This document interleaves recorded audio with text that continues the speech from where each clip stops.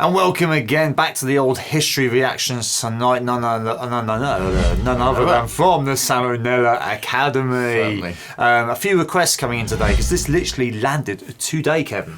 Certainly did, didn't it? Yes. And do we remember what it's called? No, it's called World War II. World War II's unluckiest ship, the William D. Porter. Have not got a clue about any of that apart from I know about World War II. Have you ever heard of the ship? I haven't heard of the ship, no. Which makes it probably even more unlucky. Yeah, no, I don't know. Let us know in the comments, though, whether or not you've heard of the ship, the William D. Porter. Yeah, we're going to be doing some more history reactions here at Hypetrain. We enjoy that, so. Well, that's it. Something new to learn. Certainly is. So be sure to subscribe, hit the notification bell in the meantime. Let's go for it. This video is sponsored by Skillshare.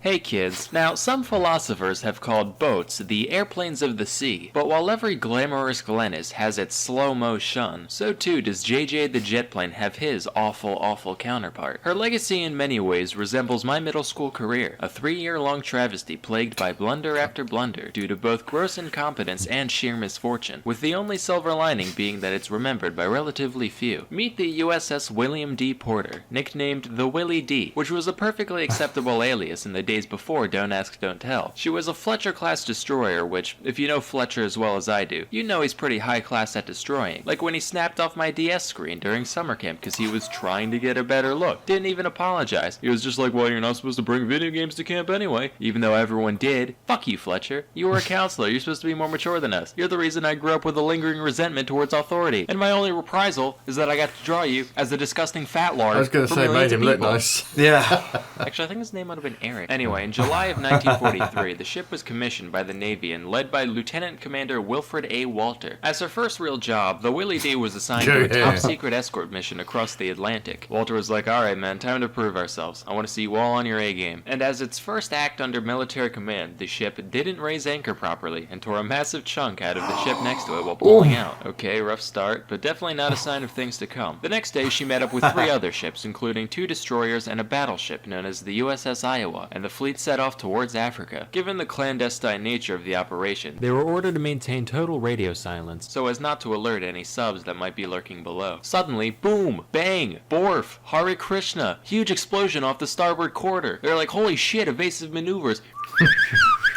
But after however many minutes, the transmission comes in saying, hi, this is Wilfred D. of the Willie Walter.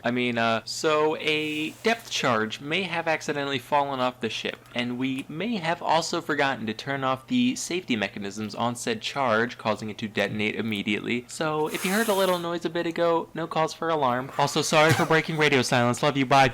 Shortly thereafter, a strange phenomenon was spotted near the ship. Officer, what in the rhyme of the ancient fuck is that? Appears to be a large wave, sir. Jesus Christ, they have that now? Basically everything that wasn't tied down ended up being swept off, and one of the boilers in the engine room got foobarred. But fortunately, no crew members were taken away, except for the one that was. Later, the 4 ships congregated in the waters east of Bermuda when the Iowa decided to test its anti-air abilities and launched a bunch of weather balloons for target practice. A few of these drifted towards the Willie D, and they took some pot shots just for fun, probably wrecking some happy albatross households in the process. But Walter was like, men, it's time to redeem ourselves. Spit those crayons out. Don't you know the purple ones are bad for you? Time for some impromptu torpedo drills on the Iowa. Yay!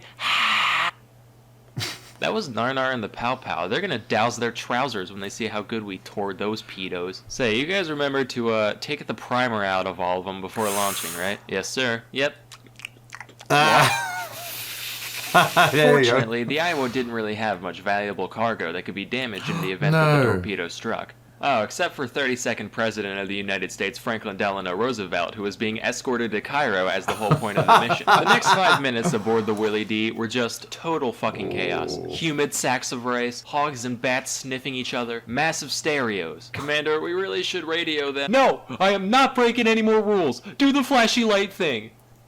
Hey, incoming signal from old Iron Brains, a yuck. They're saying they're going to reverse at full speed? What? Shit off a bowsprit, this ain't working! Fine, call him. FaceTime, Uvu, I don't give a hoot. The transmission arrived in the nick of time, and the torpedo detonated a safe distance away in the Iowa's wake. Of course, that didn't stop the entire crew of the Willie D from being arrested for, shooting a torpedo at the president. Lawton Dawson, the Elmer's eater from earlier, was initially sentenced to 14 years hard labor, till FDR came out and was like, no, it's okay. Boys will be boys. But we are sending you and the rest of Carnival Cruise Line to Alaska, where there's fewer things to ruin by being yourself. Get it, Carnival Cruise Line? Because you're the worst. And also clowns. So they kicked it for a while in the Aleutians, otherwise known as the tale of the pregnant rat that makes up Alaska. This went on mostly without incident, except for when they were anchored outside an officer's home during a New Year's Eve party, and a sailor got drunk and decided to fire off one of the 5-inch guns for a laugh, and ended up sending a bunch of his geraniums straight to hell where they belong. Other than that, smooth sailing. Then they hung out at the Philippines for a bit before Central Command was like, alright, looks like you smoothskins are ready for actual missions again. Except you're going to clown college. And the Willie D was sent to the Battle of Okinawa under the leadership of some guy named Charles. Here they actually did some worthwhile stuff until June 10th, 1945, when a kamikaze began to dive towards them. They weren't able to shoot it down, probably because it wasn't American, but it crashed in the water some ways away. They were like, phew, crisis averted, turned their attention elsewhere, unintentionally driving right over where the bomber landed. The plane was like, the hell? Oh, shit, that's right. Bonsai. About 3 hours of desperate repairs went by before the order to abandon ship was given, and miraculously, every crew member made it out alive by the time the ship sank, just 12 minutes later. So it just goes to show, everything has its silver lining. Everyone on the dip ship gets to live, every filthy Chuck E. Cheese ball pit has a delicious prize at the bottom, and the vast nexus of pointless diversions we call the internet actually has a couple productive things to do on there you go. Going on to all them sponsorship things. By all means, check out the original video. I'll leave a link in the description. That's shocking. I don't know if it's necessarily the ship that is the unluckiest ship. It's just the crew manning it potentially. They had a very poor crew, didn't they? I think they were like they were led by Uncle Albert from Only Fools and Horses. If you've not seen that in the UK, it's a great series.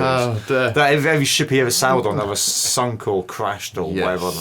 I don't know. I don't know if they did an American version of that, so can't actually. Nearly could have shot at the president accidentally. They virtually did, didn't they? Still anchored to the other ship. I don't know. Seriously, that could have been the end of him, couldn't it? He was. Oh, God, my word! I think he was actually sitting on the back of the boat in a deck chair. I'm sure. No, but I'll tell you what. By all means, do check out the Salmonella Academy. They've got a ton of videos on there, and we need to check some more than that because some of them sound fantastic. And I don't know the name of the person, probably Sam, who actually puts these together, and they tend to go out like every month or every other month. But there's great stuff. It's a light way, almost kind of like oversimplified, ain't it? In its own way, and gets straight to the point. We did another video from Salmonella, didn't we? The mass hysteria, and that was that was a really weird one. But very strange. That's well put as well. We might take a look at some more of those. But that last bit there, I mean, if you've not heard of the kamikaze bombers, they're all from Japan, weren't they? And they were literally on complete suicide missions. It was horrendous. That's it, a one-way, for them to then just sail right back across the plane after. Ended up sinking their own ship. Oh my word! I don't think the boat was unlucky. It was more like the weird crew that was sailing it at the time, no doubt. Yeah, they put a new captain on there and it still didn't do very well. So maybe it was unlucky. I don't know. What are your thoughts now? Was it the boat or was it the crew? I don't know. That was fun. Interesting little fact. So. Yeah, I want to watch it again at some point, to be honest. That's quite funny. Right, on that, let us know, as we mentioned already in the comments below. Thanks for joining us. We'll see you soon. Catch you on the flip side.